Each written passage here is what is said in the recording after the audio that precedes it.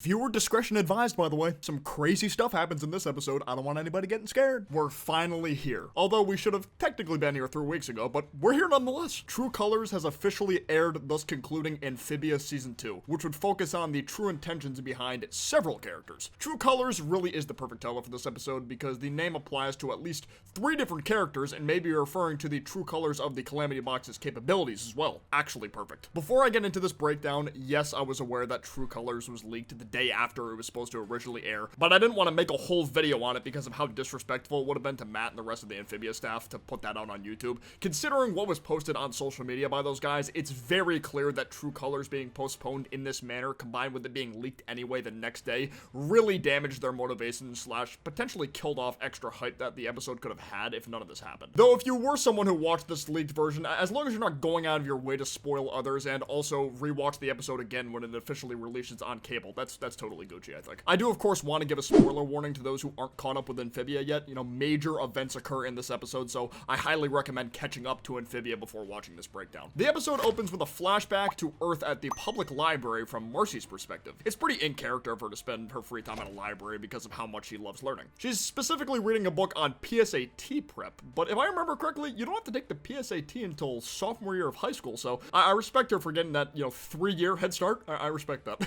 Also, Marcy's little keychain is green, which of course matches her Calamity Box gem color. I always love these little details when the girls' gem colors are incorporated into their designs or valuable belongings. It's really nice. Sasha sends Marcy a text to meet her downtown because it's Anne's birthday, meaning this flashback is taking place on the same day the girls got transported to Amphibia. As she's getting up from the table, we're able to see that Sasha carved her name into the side of it. Definitely seems like something she would do out of boredom or spite.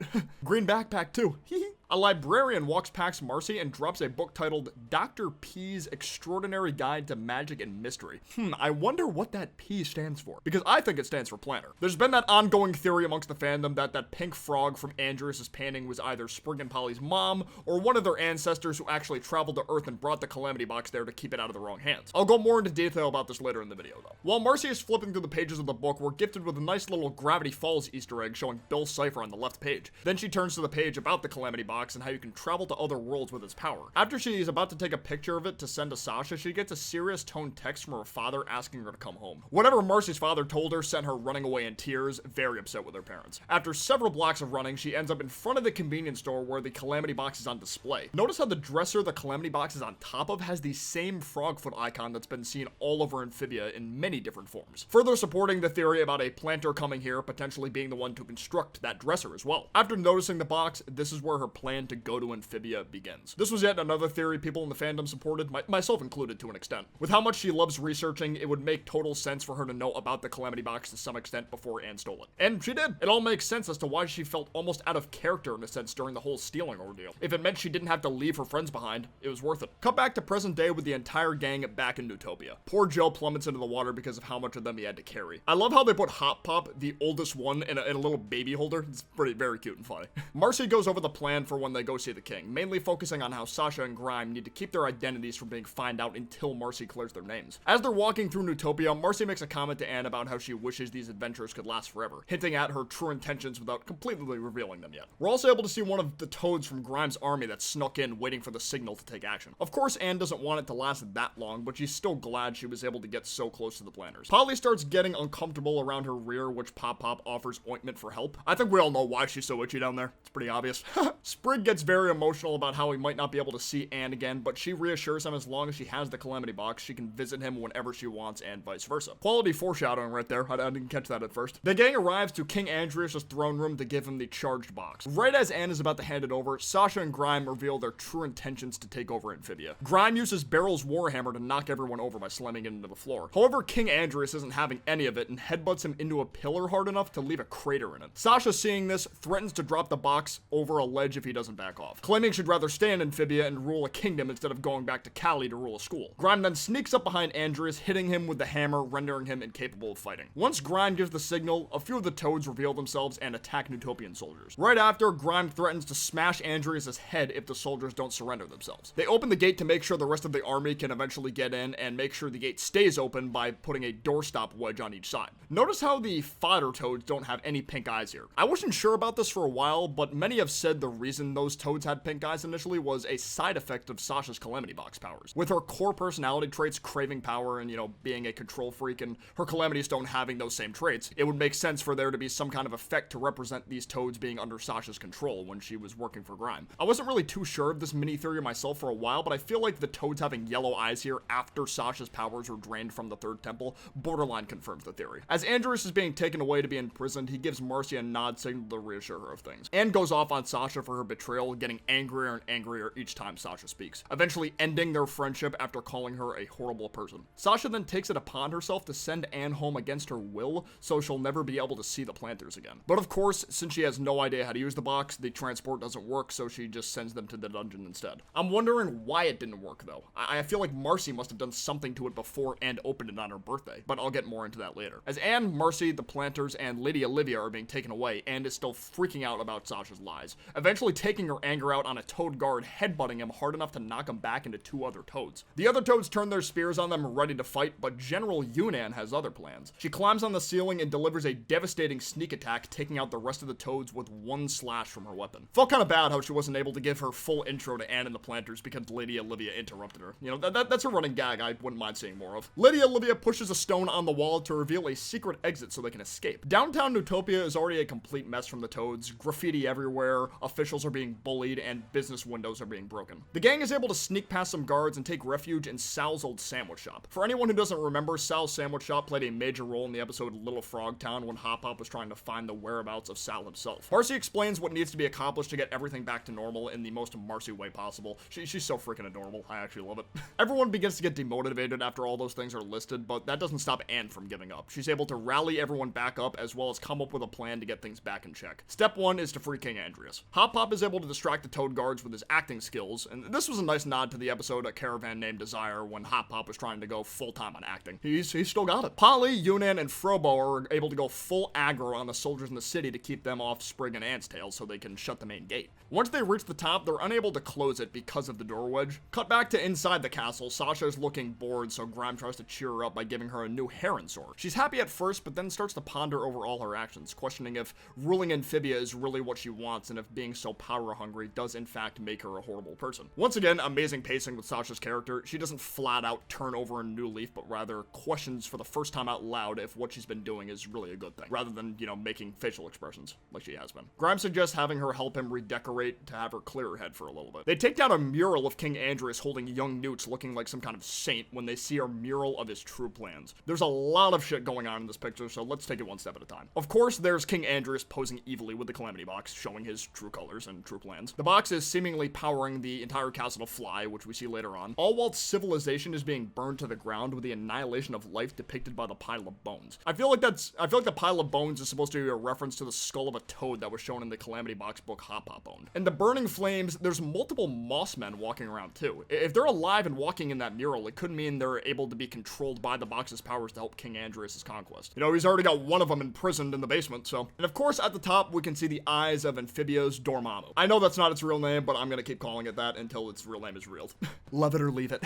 In between the eyes are 3 figures, each colored after a gem on the Calamity Box, representing the 3 heroines. Though for some reason, the figure representing Anne has a blue flame above it. I'm not sure if that was meant to hint at what eventually happens later in the episode, or if that's supposed to mean the blue gem radiates more power than the green/pink ones. I feel like this question will never be properly answered, but I can live with that. Sasha and Grime are both in agreement that it was a good idea they took over since what Andrias had planned looked worse. She then notices Anne trying to close the front gate, so the two of them go after Anne and Sprig. Sasha reaches the top first, not wanting to fight. I'd been saying since the Season 2B promo that the reason her hands were up was because of this, but the reasoning isn't exactly what I thought. She hasn't fully changed yet, but more so trying to be the lesser of two evils at this point. And of course brushes Sasha's warning about Andrias off right away, which is totally understandable considering everything Sasha has put her through. With Anne going back to shut the gate, Sasha threatens Anne, and now their rematch begins. Since both of them have grown so much as fighters since Season 1, it seems appropriate that this fight looks a lot faster paced than their last one. The animation looks a lot smoother too. The episode cuts to Grime and Sprig now about to duke it out. This was not a fight I was expecting to see, to be honest. If anything, I thought he would fight Yunnan again, or maybe Hop Pop, but I still like this a lot. Although Grime is much bigger and stronger, Sprig is still able to win the fight with quick reflexes and wit. Their fight gave me David and Goliath vibes, especially with Sprig turning the tides of the fight with his slingshot, the same way David was able to beat Goliath. Sasha and Anne's fight continues with the two of them looking evenly matched until Sasha is able able to DR man. But Anne is able to work around this by using Sasha's cape to block her vision, thus rendering her useless for enough time to finish closing the main gate. I feel like Anne used this move because she remembered how Sasha almost had her beat by throwing her cape at Anne to block her vision back in season 1. King Andrias is freed too and orders the Royal Newt Guard to take action. Yay, now everyone can live happily ever after.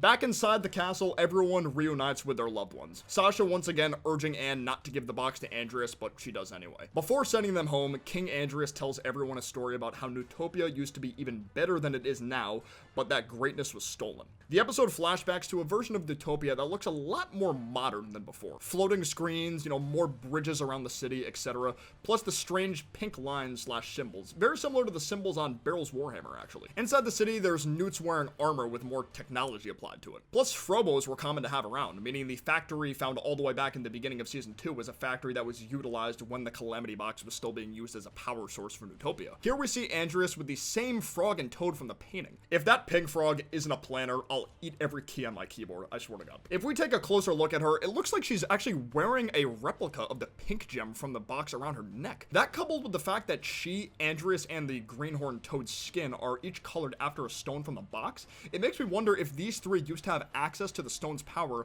like the three human girls do / did. And I've already theorized this green toad being Beryl the Brave, but I think the hammer being made through old Newtopian technology further proves that theory, since this horned toad was clearly active during that time. Andrias further explains how his trust in these two led to the box being taken from under his watch, costing him everything. And after 1,000 years, nobody even remembers how Newtopia used to be. That line right there is super important in my opinion, because it potentially disproves the theory about Andrias' pink frog friend being Sprig and Polly's mother. If all this happened over 1,000 years ago, then how could this frog be their mother?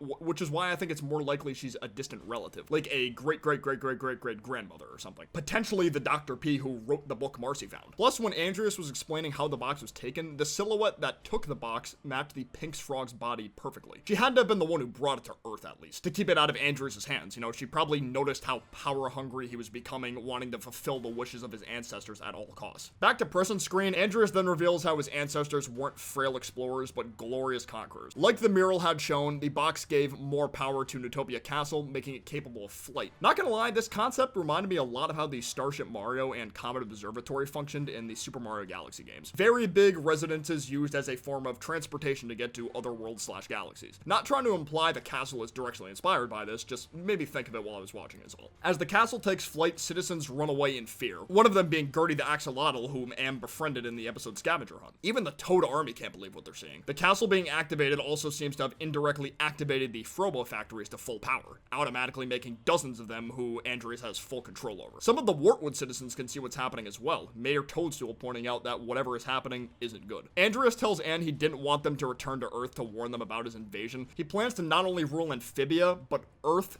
and the other worlds that the Calamity Box is capable of traveling to. I called it. Let's go. Let's go.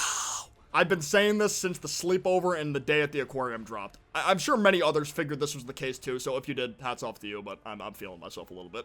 Anne and Sasha vow to stop him, so he demonstrates what the box is capable of to hinder their motivation. He activates a laser atop the castle that destroys one of Amphibia's toad towers. Anne tries to spring into action to take on Andrias and the robots, but Marcy tries to stop them, wondering why Andrias is acting like this because it wasn't part of the plan he told her. He, of course, fed her a lie about how he'd take Anne, Marcy, and Sasha with him to travel to other worlds with adventure if she brought the box back fully charged, which leads into Andrias airing out Marcy's dirty laundry about how she snuck them into Amphibia on purpose. She tries to explain about how her father got a job out of state so she would be forced to move away, which explains why she was crying and ran from home. Marcy didn't think the box would work, but was happy it did because now she wouldn't have to worry about leaving her friends behind. Although what Marcy did was super selfish, I definitely feel bad for her. She's still a young kid who felt helpless when this news was dropped. Of course, with technology being more prominent, she could still stay in touch with those two, but she feared being away from them physically would cause them to drift apart. And now she's reaping what she's sown. When it pans back to Anne and everyone else, I noticed an error of some kind. Like, who the fuck is this dude? Was that supposed to be Lady Olivia? Because that looks like a guy. I don't know. I found that kind of funny. Anne getting noticeably mad with Andrias, frees Sasha and Grime to help them fight. I don't think this means things are completely okay with Anne and Sasha now. The way I see it is it's a mutual understanding about how they need to work together to defeat a greater evil. The way everyone, including Andrias, poses with their weapons before taking action gave me huge JRPG vibes. Amphibia's always had these kinds of vibes here and there, but this felt so blatant. You know, it's literally the entire protagonist party with different weapons, looks, and skill sets all lined up to take on the final boss. Or I guess second to final, if Dormammu ends up being the final boss. The gang seems to be easily overpowering the robots, though. Even Yunnan is joining the fight. And this is something I hope is explored on more in Season 3, because she was one of King Andrias' closest followers. I guess she just realized how screwed up his plans were, but I still hope that can be explored upon some more in Season 3. Andrias grows impatient, driving his sword into the crowd to create a shockwave that knocks everyone down. Polly gets separated from the rest of them, so he tries to squish her, but Frobo tries to hold Andrias off to protect Polly. Although he gave a good effort, Andrias easily destroys Frobo with a single punch. Then he tries to do the same to Polly. But to Andrias' surprise, there's nothing in the hole he punched, and that's because Polly dodged with her new legs, and that's why her rear was so itchy. I feel like people thought this would be the case since the True Colors promo dropped, but it was still cool nonetheless. Part of me was worried she wouldn't get her legs at all by the time the series finished. For someone who just got her legs, she's got some incredibly impressive moves. Gotta go fast! Gotta go fast! Polly is able to get the box off the pedestal, causing the castle to lose power. Andrias is impressed, but threatens to drop Sprig to his death if she doesn't put it back. Anne pleads for Sprig's safety, calling him her best friend in the whole universe, and Andrias talks about how the more you love your friends, the more it hurts when you let them go, and he demonstrates by dropping Sprig out of the castle anyway. That line really stuck with me because whatever happened between Andrias and his friends back in the day clearly fucked him up really badly, to the point of thinking having genuine friendships is pointless because it'll just lead to hurt. Regardless of what happened though, him doing this makes me think he's not going to get redeemed. You know, being this cold-hearted, it might be hard to turn that around. In the moment of seeing this, I was in complete shock. You know, I never thought they would actually kill off a character who's this significant to the story before the 3rd season. Seeing everyone's reactions was super heartbreaking too. Even Grime couldn't believe it. Anne, of course, was completely devastated, remembering all the good times she had with Sprig while crying. Because of the severity of emotion she was experiencing, she was able to hone her calamity powers and was granted more power than ever before. King Andrias was in complete disbelief since he was under the impression the box was fully charged. And we all know Anne took the stone from its charging station before it was finished due to thinking her friends were in danger. Marcy then jumps out the window, calling Joe Sparrow in an attempt to save Sprig. The second this happened, I knew he was going to be fine. I'm actually really happy with how the twigs and the leaves in Anne's hair were actually incorporated into her calamity form. Pretty much until I watched this episode, I was on the train of Anne getting a permanent makeover with armor like Sasha's or Marcy's, with the twigs and leaves being removed from her hair. But I see now keeping them in her hair was crucial to this form, you know, very, very cool. Not only that, but her hair turned blue. She quite literally went Super Saiyan Blue to fight King Andrias. Not the first time Dragon Ball has been referenced in Amphibia either, as I'm sure most of you know. Anne versus Andrias was one of the coolest things to watch in all of Amphibia. Anne being so fast that Andrias couldn't react to her moments at first, destroying 2 robots just from slamming her hands on the ground. Don't even get me started on the way the animation looked when she was dodging those lasers. It legit felt like I was watching an anime. As Anne goes for a devastating punch, Andrias is able to shield himself, but just barely. After roaring fiercely at Anne, she's able to break the shield, knocking him on his ass. Though it seems like that was all Anne was capable of doing for the time being, since her physical appearance began to revert to normal. She became incredibly fatigued too. Sprig is back inside the castle after being rescued by Marcy, and he gives Anne a hug, thankful that she's safe. Andrias makes an attempt to kill Anne due to her being a threat to his plan. However, he gets distracted because Marcy took the box off the pedestal herself and created a portal to Earth. So I guess Anne charged the stone enough to where it still technically works as a transportation device, but she can still use its powers. That's incredibly convenient.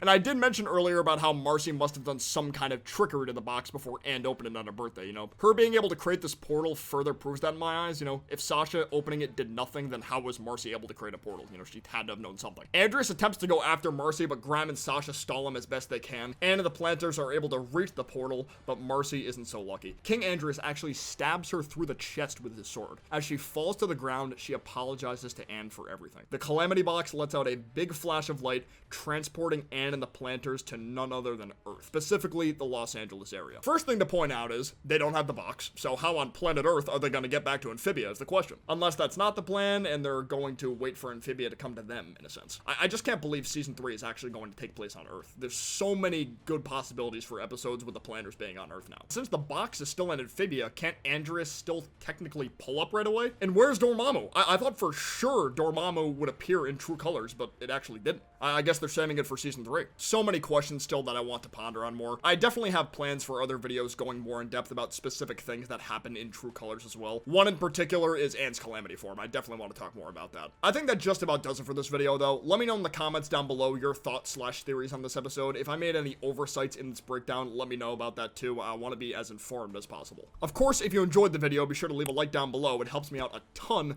But for now, I will see you guys next time. Peace out. Take care. Bye-bye.